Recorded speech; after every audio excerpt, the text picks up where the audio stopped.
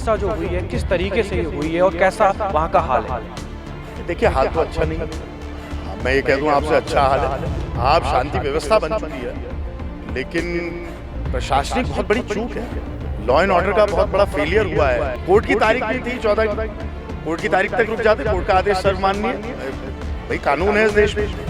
तो उन्होंने जल्दबाजी दिखाई और तैयारी के साथ देखिए, लेकिन ये बड़ा काला अध्याय, काला दिन है आजमानी के लिए। तो ड्रोन है आपके पास, आप एक दिन अगर आपने मन बनाया था कि कल हम करने वाले हैं, एक दिन पहले आपको ड्रोन से ले जाना चाहिए था पूरा। आजकल तो ड्रोन है, ड्रोन से आप फोटो देखते, आप देखते कानून व्यवस्था बनी रहेगी नहीं बनी रहेगी। हल्द्वानी की जो जनता है हमारे माध्यम से क्या कहना चाहती है? मैं उनसे हाथ जोड़ के विनम्र अपील करता हूँ, अफवाहों पे बिल्कुल ना जाएं। आप धैर्य बनाए रखिए, आप हौसला रखिए। उत्तराखंड के हल्द्वानी में जो हिंसा हुई है वो काफ़ी दुखद है। इसी सब पे चर्चा करने के लिए हमारे साथ हल्द्वानी के विधायक सुमित हृदय जी हमारे साथ मौजूद हैं। विधायक जी, पहला सवाल ये रहेगा, हिंसा जो हुई है किस तरीके से ये हुई है और कैसा वहाँ का हाल है? देखिए, हाल तो अच्छा नहीं है। हाँ, मैं ये कह दूं आपसे अच्छा हाल है। आप शांति व्यवस्था बन चुकी है, लेकिन प्रशासनिक बहुत बड़ी चूक है। लॉ एंड ऑर्डर का बहुत बड़ा फेलियर हुआ है और ये प्रशासन की जिम्मेदारी होती है।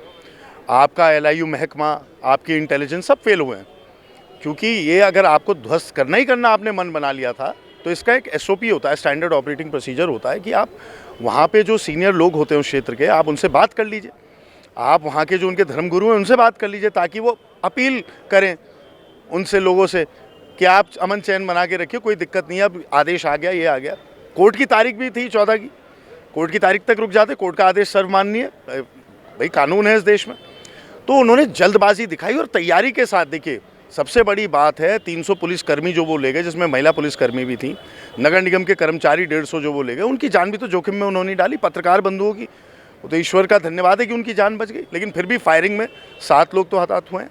तो इसलिए लोगों को चोटें भी आई हैं, गंभीर चोटें भी आई हैं।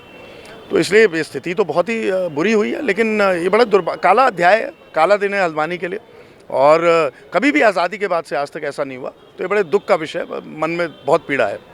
जिस तरीके से 15 मिनट में बताया जा रहा है, 15 मिनट में प्रशासन वहाँ पहुँच गया था, जो मदरसा था विवादित उसको गिराने के लिए, और तैयारी उसकी नहीं थी, ना तो रबड़ की गोलियाँ उनके पास मौजूद थी। और ये क्या लगता है पहले से तैयार था? क्योंकि बोतल बम बनाने में ऐसा तो नहीं है 15 मिनट में बोतल बम बन जाएगा, पत्थर आ जाएंगे छतों पर, किस तरीके से ये माहौल था? नहीं, जो अगर खैर पत्थरों की मैं बात करूँ तो वहीं पे, क्योंकि उस क्षेत्र को इन्होंने अधिग्रहित करा था, तो वहीं इन्होंने बहुत सारी वो JCB वगैरह चलाई थी, तो पत्थर ईंटें तो खूब वहाँ पड़े हुए थे।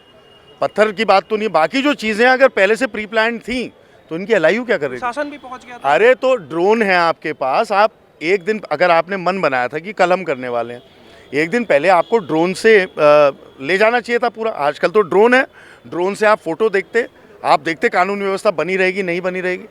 और उनकी तो जान जोखिम में डाली आपने। जो आप पुलिसकर्मी लेके, उनके हाथ में तो लठ था और उन नगर निगम कर्मचारियों के हाथ में बेलचे थे। बेचारे पत्रकार हमारे नहीं, कुछ भी नहीं थी। ये तो आपको एक तरीके से अगर आपको करना था तो आपको कर्फ्यू पहले लगाना चाहिए था, धारा 144 पहले लगानी चाहिए थी, फिर तैयारी के साथ अगर आपको करना ही करना था, आपने मन बना ही लिया था, ऐसे जाना चाहिए था।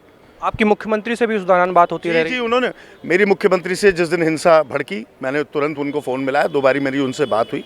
पहले भी इस विषय में नेता प्रतिपक्ष जी प्रीतम सिंह जी और मेरी मुख्यमंत्री जी से बात हुई थी।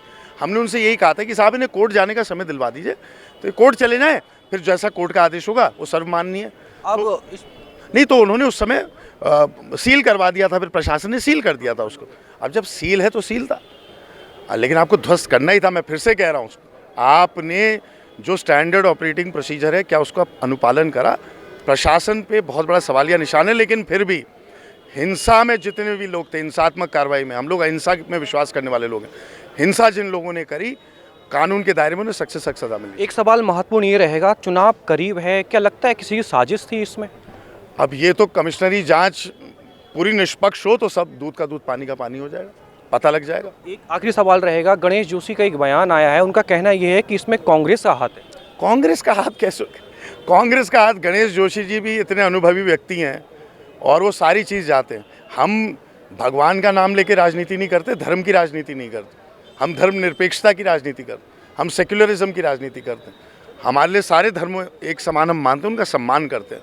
तो ये हमारी राजनीति है और यही हमारा मंतव्य है, इसी पे हम कार्य करते हैं। तो ये गणेश जोशी जी बेहद ही अनुभवी व्यक्ति है। खैर अपना एजेंडा पूरा करने के लिए ऊपर दिल्ली में उनके मार्क्स बढ़ जाएं, इसलिए शायद कह रहा हूँ। ठीक है, आखिरी सवाल, हल्द्वानी की जो जनता है हमारे माध्यम से क्या कहना चाहेंगे? मैं उनसे हाथ जोड़ के विनम्र अपील करता हूँ, अफवाहों पे बिल्कुल ना जाएं, आप धैर्य बनाए रखें, आप हौसला रखिए और हल्द्वानी शांति प्रिय जगह हमेशा रही है।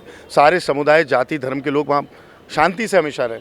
ये शांति व्यवस्था बनाने में सबका सहयोग करें। बहुत बहुत धन्यवाद विधायक जी हमसे बात करने के लिए। तो ये थे हमारे साथ हल्द्वानी विधायक सुमित हृदय जी, जिनका कहना है कि हल्द्वानी की जो जनता है उनसे वो हाथ जोड़ के अपील कर रहे हैं कि वहाँ पर शांति बनाए रखें, किसी भी अफवाह पर ध्यान ना दें। वीडियो जर्नलिस्ट विवेक के साथ आयुष चौधरी, देवभूमि इनसाइडर। डाउनलोड करें देवभूमि इनसाइडर